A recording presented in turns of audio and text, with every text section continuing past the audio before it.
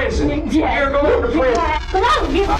الأمومة حاجة صعيبة بزاف، فيها تحديات وصبر وتعب. القصة ديالنا ديال اليوم صعيبة وخايبة. يلا نبداو القصة ديالنا، ركزوا معايا مزيان. القضية ديال اليوم بدات في ولاية كنتاكي في مدينة اسمها بولين جرين. تما كانت عايشة واحد المرأة اسمها كافي، وعندها 33 سنة وعايشة مع زوجها الثاني شانون، وعندها ابن وبنت من زوجها الأول. كافي وشانون كانوا في ديك الفترة عايشين في سعادة، لأنه كانت حاملة بأول طفل ليها منه. كانوا سعيدين بزاف لدرجة أنهم اختاروا اسم للطفل قبل ما يتولد اللي هو كيدن.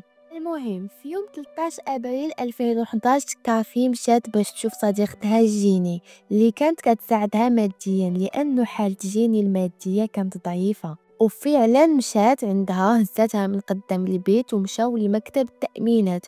ولكن اول ما وصلوا كافي بدات كتحس بألم شديد في بطنها، وقالت لجيني انا غادي نمشي. وهنا كافي واخا مشات ركبات في سيارتها الالم بقى كيتزاد. هاد الالم ما كانش عادي، هذا كان وجع ولاده. هي تمشي وهي توقف السياره ديالها في واحد الكراج في واحد المطعم، وبصراحه ما عرفتش كيفاش حتى ولدات الطفل ديالها في وسط السياره. ووسط النزيف والصراخ وقعت حاجه مرعبه للطفل. الطفل ما كيبكيش وما كيتنفسش. دي حاجة عاوتاني ما عرفتش كيفاش دارت ليها، وساقت السيارة حتى البيت صاحبتها شيلي.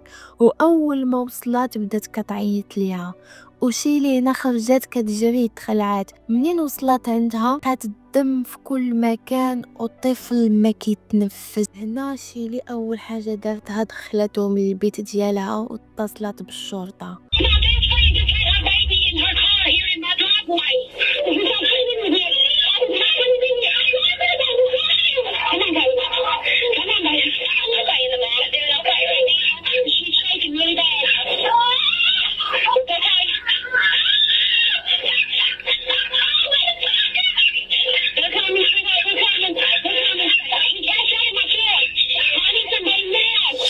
طبعا اول ما الاسعاف وصلوا خداو الام وابنها بسرعه للمستشفى.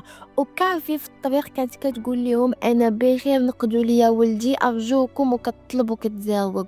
تقول لهم عافاكم نقدوا، انا ولدت في بيت صديقتي وتولد ما كيتنفسش. المسعفين هنا بداو كينعشوا فيه بجميع الطرق.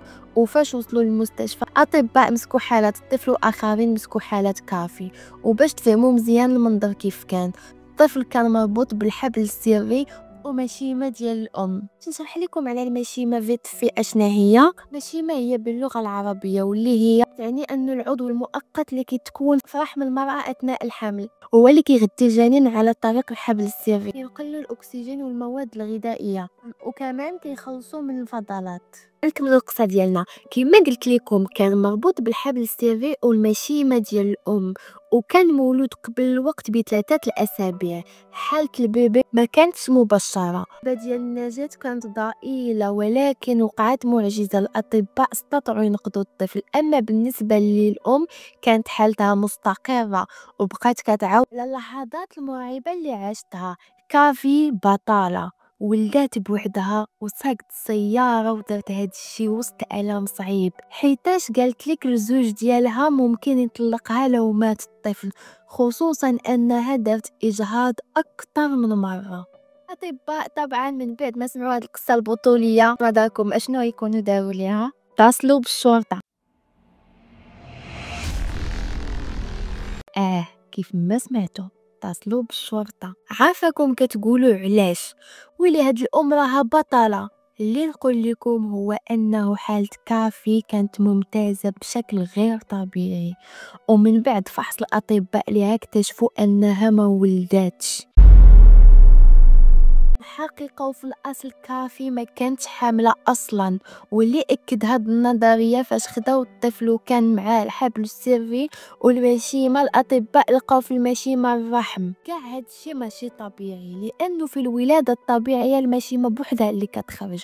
وفاش كانوا فحصوا كافي لقاو الرحم ديالها موجود. والمعنى ديال هاد الكلام أنه الطفل مسروق. الشرطة فاش سمعوا كلام الأطباء جاو داو واخداوها معاهم للمركز وبداو التحقيقات. هنا اول حاجه دارتها الشرطه مشاو كيتكلموا مع جميع الناس اللي تلاقات بهم، واول وحده بداو بها هي شيلي اللي قالت لهم انها جات عندها وهي كتنزف والطفل ما كانش كيتنفس. هنا قالوا لها بلاتي هي راه قالت بلي المسعفين انها ولدت في البيت عندك. هنا شيلي قالت لهم لا هذا الشيء ما طراش، هي جات عندي بهذيك الحاله. فطبعا هذا مؤشر احمر للشرطه. بعد مشاو لراجلها وهضروا معاه ونفس الحاجه راجلها قال لهم انا ما عندي معاه حتى مشكل، هي كانت باغا تحمل ووقت ما حملات كانت كدير اجهاض. قالوا ليه واش ما كنتيش انت كتقول لها انك غادي تطلقها وهاد الهضره؟ قال لهم لا انا ما عمرني قلت لها شي حاجه، انا ما عنديش مشكل يا تولد يا ما تولدش بحال عندي.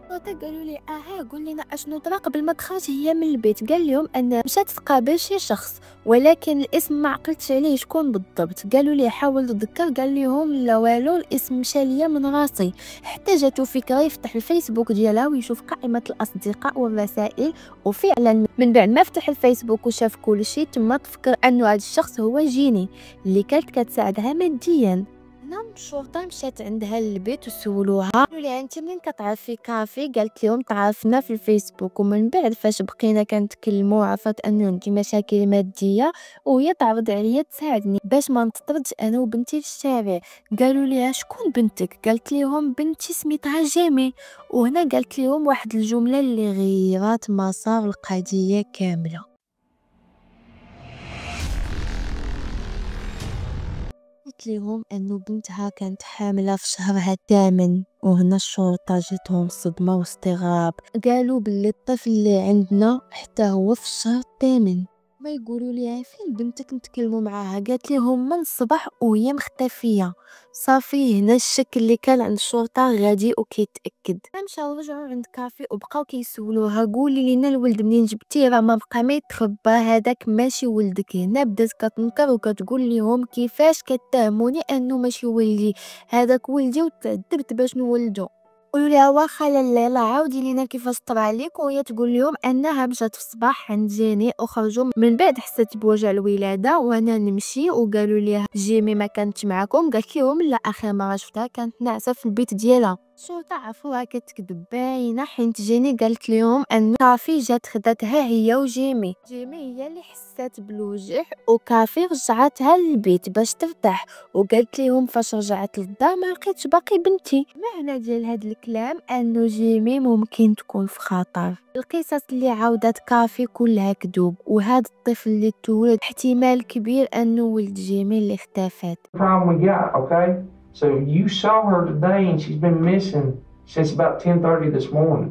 Her baby is missing. Her family is worried about her. Can you imagine? I don't blame Hey, yeah, I can imagine. Can you imagine? Could you imagine if those kids right there, you didn't know where they were, what happened to them? I turned this world upside down. Exactly.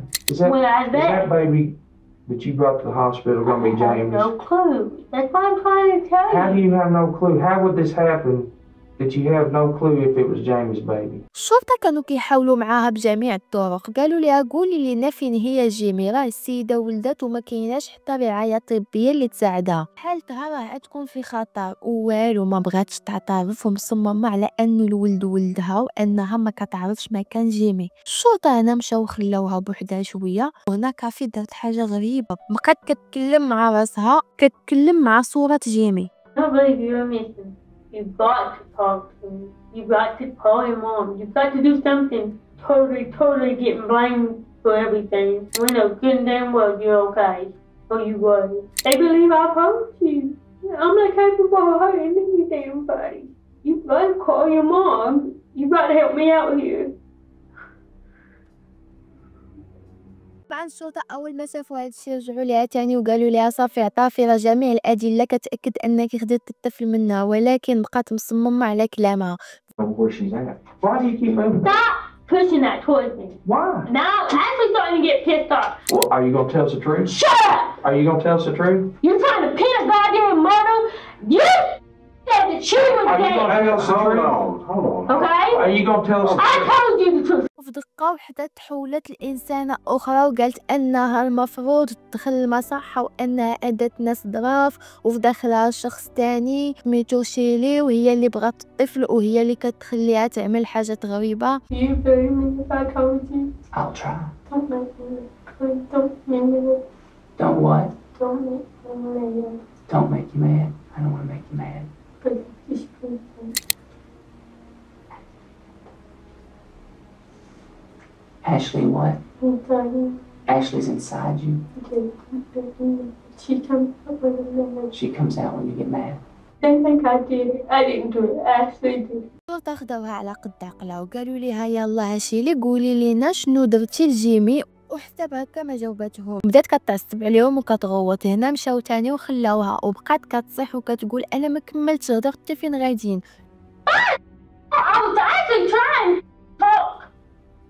Y'all stole pissing me off.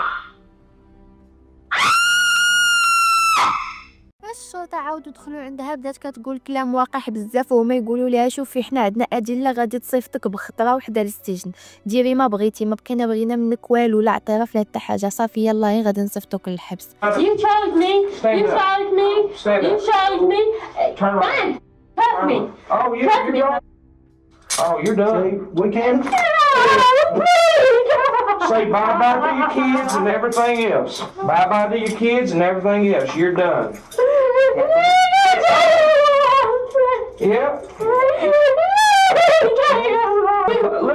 Let me tell you the bottom line. Let me tell you the bottom line here. Wait, give me a second. Let me tell you the bottom line. You are a sorry. Okay? And you are going to prison. You're going to prison. Come on. اول ما الشرطه بدات كتاخدها باش يسجنوها سبحان الله الجنون كملوا مشى وقالت لهم صافي غادي نقول لكم مكان جيمي وفعلا خداتهم لواحد الطريق كله شجر وبقاو غاديين حتى لقاو جثه ديال جيمي. ما قادراش نشرح لكم شكلها كيف كان اي حاجه ممكن يتخيلها دماغكم دابا راه بصح الصوره توضحات. اللي طرا داك النهار هو فعلا كافي خدات جيمي باش ترجعها للبيت وهنا ضربتها بصاعق كهربائي ومن بعد استخدمات مشرط وضربتها في رقبتها ويديها وربطتها وخدتها لهاد المكان المهجور وتما هزات مشرط اخر وفتحت ليها بطنها وخدات الطفل وخلات جيني غارقه في دمها وسط داك الشجر. ومن بعد ما خدات الطفل مشات عند صاحبتها ودارت هذا الفيلم كامل.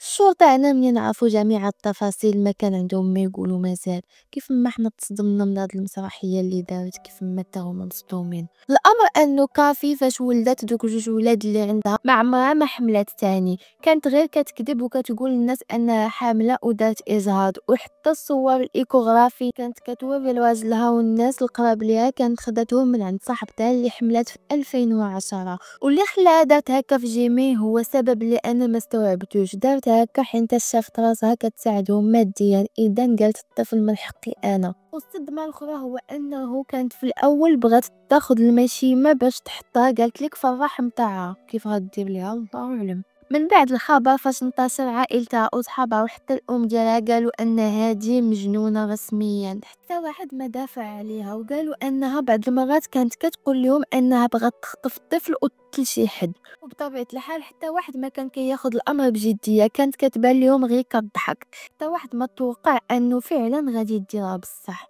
طبعا من بعد جميع الأدلة كافي متهمة بالقتل من الدرجة الأولى و2 تهم اختطاف وحدة لجيمي وحدة للطفل وتحكم عليها بالسجن المؤبد بدون إمكانية الإفراج المشروط.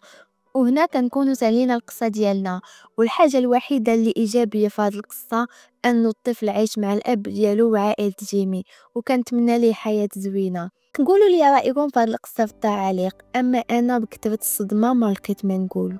كنت معكم ايمان. الا عجبكم الفيديو ما تنساوش ديروا لايك وتشتركوا في القناه باش يوصلكم كل جديد وبارطاجيو الفيديو مع اصحابكم باش تكبر العائله ديالنا. انا باقي في البدايات وكنحتاج تشجيعكم ودعمكم ليا باش نكمل ونقدم لكم قصص اكثر واكثر. شكرا على الدعم ديالكم. love you all.